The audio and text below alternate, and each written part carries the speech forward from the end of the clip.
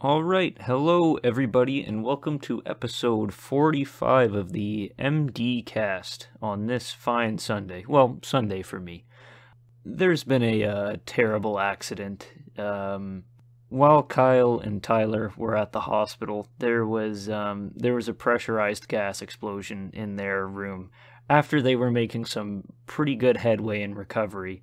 The canister exploded and it ignited a fire in their rooms, and because they were bound to their beds because they kept running around screaming, they were trapped in their room, and the fire quickly spread all across the room, even to the ceiling, and due to faulty wiring, the fire alarm never actually went off. So yeah, they were in there for a good while before somebody noticed. Tyler was all but incinerated. Kyle is wrapped up in he's all gauzed up and covered in third-degree burns. I'm actually here with them both right now because they graciously invited me in, the hospital people, to comfort them for their last moments. Just keep them comfortable and happy. And since I was here, Kyle insisted, he was insistent that we did a podcast because you know how he is. The show must go on. Isn't that right, Kyle?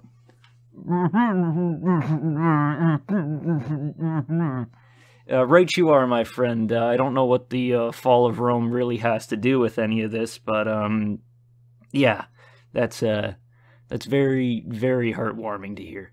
Recently, before the incident,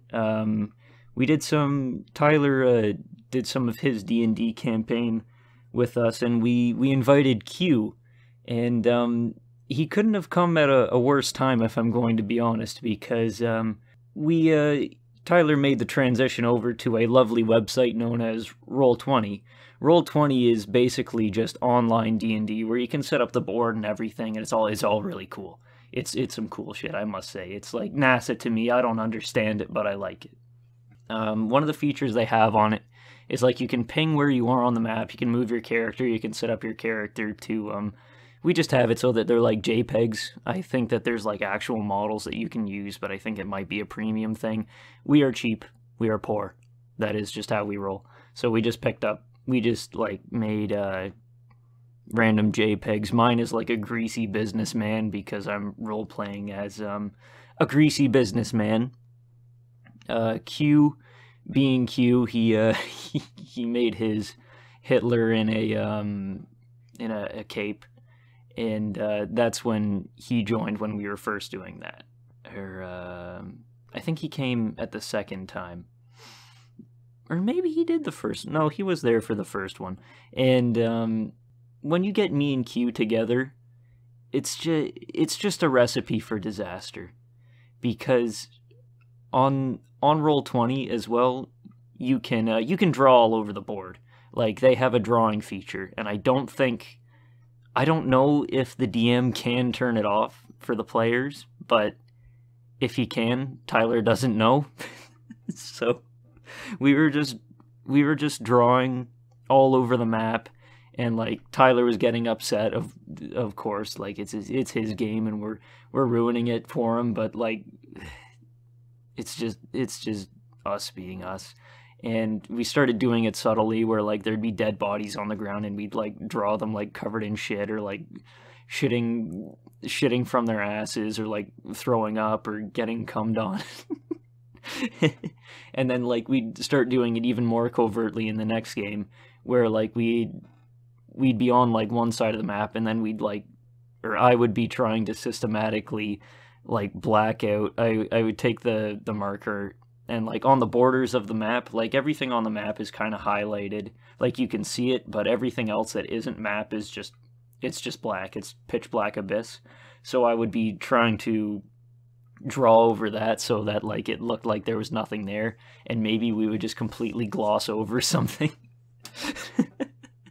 But Tyler caught on quick, and he was getting upset, and he's while all this is happening, we were playing on Discord, because obviously we can't all be together right now, otherwise I would be or no, I am with Kyle and Tyler, but we have Q on this lovely podcast as well.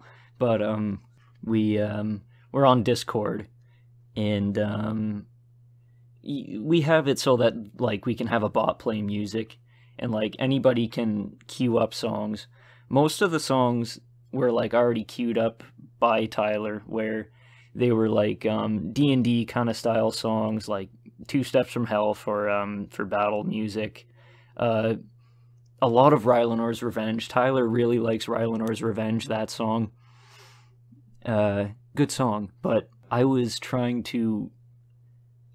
antsy, and I was just trying to mess with things in any way I could. And I remembered in seeing a picture on Instagram of a screenshot of a YouTube video called Vaporeon Megafarts. And I was like, it was just like an image that like clicked in my image in that moment. And I was like, I need to find it. So like I put on my adventurer's cap and I started wading my way through the thick jungle. And it felt like I stumbled on a tribe that wasn't hostile, but also one that shouldn't be brought to light. Because once I looked up Vaporeon Megafarts, there were multiple videos for Vaporeon farting, and I clicked on Vaporeon Megafarts, and I queued that up in the song list for D&D. But then I started looking at more, and it branched out from Vaporeon. It was strange, to say the least, because there were multiple channels dedicated to making like not just Pokemon fart videos, but like any anthrophied fart video, or like random anime characters, or like anything, just anything. And I stumbled on the mix list of like every evolution fart video, and like there were 130 videos in that list. It was quite strange. But anyway, back to the D&D story. It gets to the point where like me and Q are just drawing all over, and Tyler said, like, okay, enough. If you guys keep drawing, I'm going to quit this and delete everything. And it was like poetry, because like I was being sincere. It's like, okay, I promise I'll stop. But I forget that I queued up the video. And then right as he says that, all we hear is like the song, whatever D&D song ends.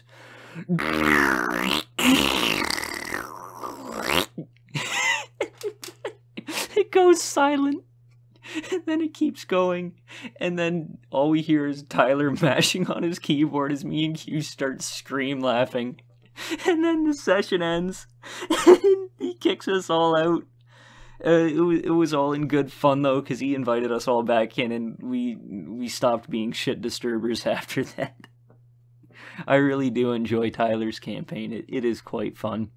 We did a dungeon crawl, and we met up with some werewolves, and it's kind of my plan. I don't know if everybody else is down with it, but like there's a black market in the game, and I want to take down the black market because they keep throwing knives at me, and I don't like that. Reasonably so. Kyle, you had some big news recently. That you did, my friend. Kyle, he posted an image to his Twitter of something that he drew for Christmas a bit back, and it circulated from Twitter, and he found it on Trash. So somebody else posted it on Trash. So that's pretty damn cool. Trash is not like a bad. I'm not going to explain Trash. If you know about Trash, you know. You're one of us. But that was pretty cool to see, and you should really go and check out the original place that it was posted on Kyle's Twitter, because Kyle is a good dude and he's a very good artist, and you could become a fan of his while he is still alive, because you know, clock is ticking. And then you can say that you're one of those elite fans that is like, oh, I liked his music, or I liked his stuff when he was still alive before he died, unlike all you people that only know about him because he died. That's a very strange thing. I always kind of found, like, elite people in fandoms. Like, I'm cooler than you because I like this thing that we both like more. That's like, it almost feels like the same thing of, like, parents and kids going and doing that back and forth where it's like, no, I love you more. No, I love you more. Which is, it's cute when you're a kid, but if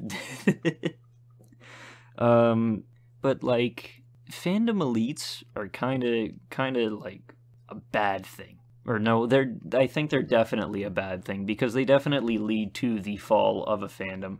I don't necessarily think that fandoms are a good thing, but they're definitely not a good face for whatever it is that they like, because for one, if you have fandom elites, they're going to be actively pushing new people away. You see that in just about every fandom that I've ever seen or even been a part of. It's in Warhammer, back when I was a more of a degenerate than I am now. It was in the MLP fandom, and I'm not going to talk about that too much because I don't want to, but every now and then I'll go back and I'll check in and see how things are going. And to my assumption, not well, but I saw a bit of a documentary or an opinion piece by one of the people that used to do voice acting in the fandom, and she was fairly high up, and it was titled The Last BronyCon, where she went to the last BronyCon. I don't remember when it took place. I feel like it was probably 2018, 2019. And she highlighted one where she said she walked up to somebody that was there that was surrounded by a few people, and a guy, like, he had his OC on like a board or something, and she said, "Who's this little pony?" And then the guy looked at her and laughed and said, "Oh, I guess you aren't very active in the fandom if you don't know my OC." And it's like, ugh. That's gross. And like it's people like that that make fandoms go sour. And I guess in one hand it might be a bit of a good thing to have to keep people like that around, just to, I don't know, keep it in check, because if things aren't meant to last, and having people like that will help it not overstay its welcome. Because if you're having more people actively turning, like, new people that are interested away, then you will kill the fandom. And then that just opens up the opportunity of people being able to enjoy it for themselves.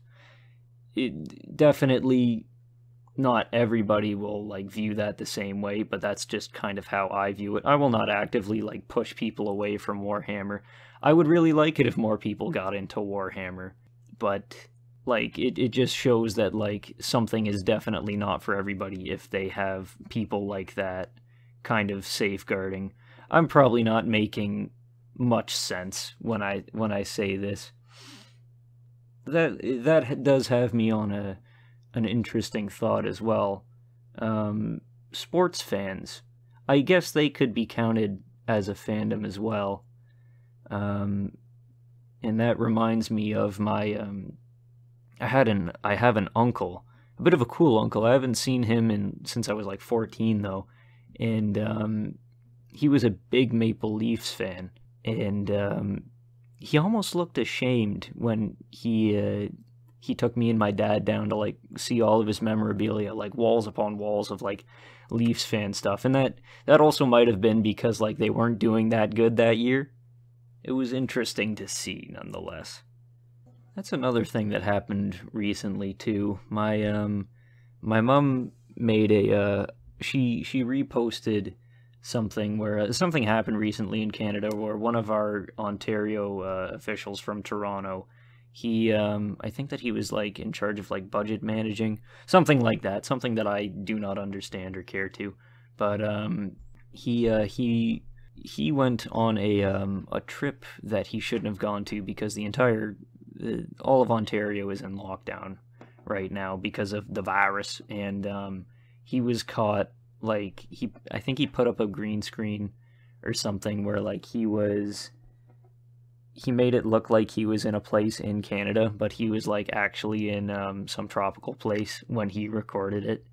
And you can hear like the waves crashing and people playing around in the background. And somebody parodied that, where like he was like delivering the same address, and then a beach ball came and like hit him in the side of the head, and he was like, "Guys, stop!" And then like he walked away from the green screen and like grabbed a surfboard and ran to the beach, and it was pretty funny. But my mom posted that, and then I won't say how they are affiliated with my family, but somebody commented, "Happy New Fear, like, down with COVID, burn the commie cloth," referencing masks. And like, it's just people, man. Just people sometimes. It's, and like, why? Just why? I do my best to not give my opinion on like the whole COVID scenario, but anti-maskers are some of the strangest people I've ever seen, because like they always have some excuse where it's like, I have a medical condition, it's an infringement of my rights, and it's like they're always normally the same people that are like, "I would fight and I would die for my country." Okay, then put a mask on, and then they start crying. I think that's just a.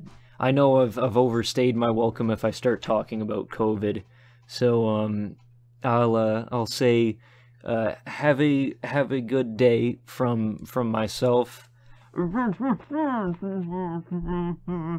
Those could have been Kyle's last words. They were peace and love. My final message: change the world. Goodbye. Oh my God, Tyler, you're still